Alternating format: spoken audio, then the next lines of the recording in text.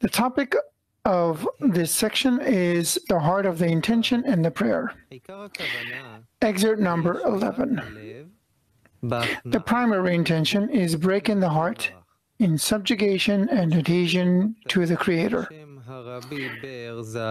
As it is written in the writings in the name of Rabbi Beil, there is an allegory that every lock has a key that opens in the right direction.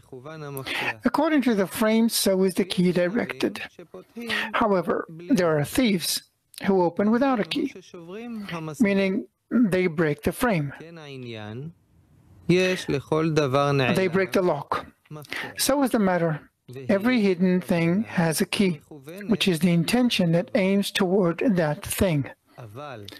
However, the essence of the key must be as a thief who breaks everything, meaning to break the heart thoroughly with great submission.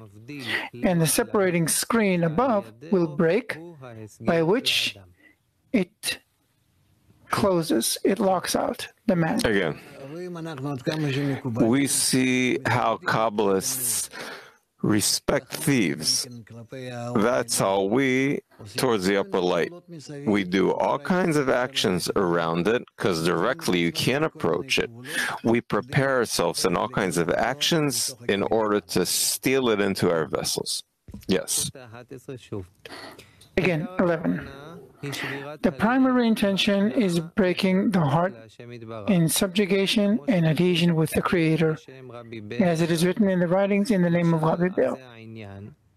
There is an allegory that every lock has a key that opens in the right direction. According to the frame, so is the key directed. However, there are thieves who open without a key, meaning they break the lock. So is the matter. Every hidden thing has a key, which is the intention, which aims toward that thing.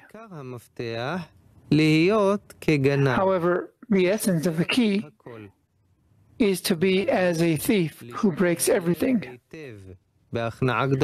meaning break the heart thoroughly with great subjugation. And the separating screen above will break, by which it locks out the person. No, I don't see.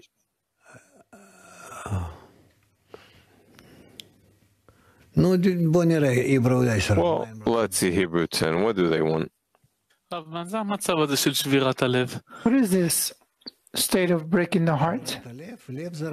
Breaking the heart? The heart is a desire. Breaking the heart, I guess, it's breaking the desire. That I, for sure, in my desire, cannot attain anything.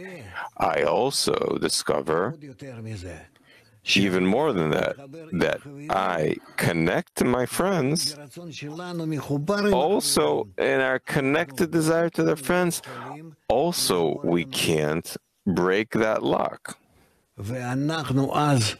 And then we, not to break, to open the lock, sorry. And then, from our efforts, from our attempts wanting to open that door, we see that there's no choice, but we have to break in forcefully. But that's against the desire of the host. We'll do it at night when he's not there. But you're not afraid of the host? No, we're not afraid of anything. How can that be, that you're not afraid of the host? Because we want to come there and bestow to him. But it's against his desire. Even if it's against his desire. Even that. Meaning, there's a matter here in spiritual work that we didn't really talk about, but here and there, Kabbalists mention it.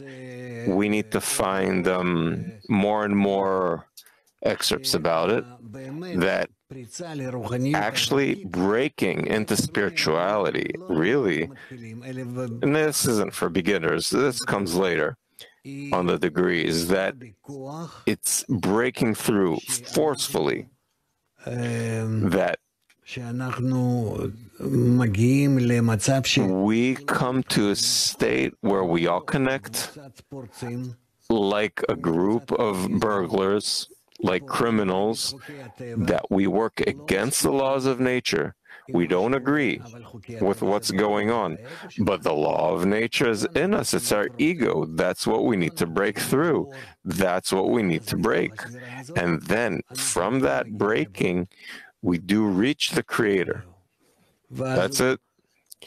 And then supposedly comes to us and says, where were you? I was waiting for so long. You don't show up. As if it wasn't him giving us all these states.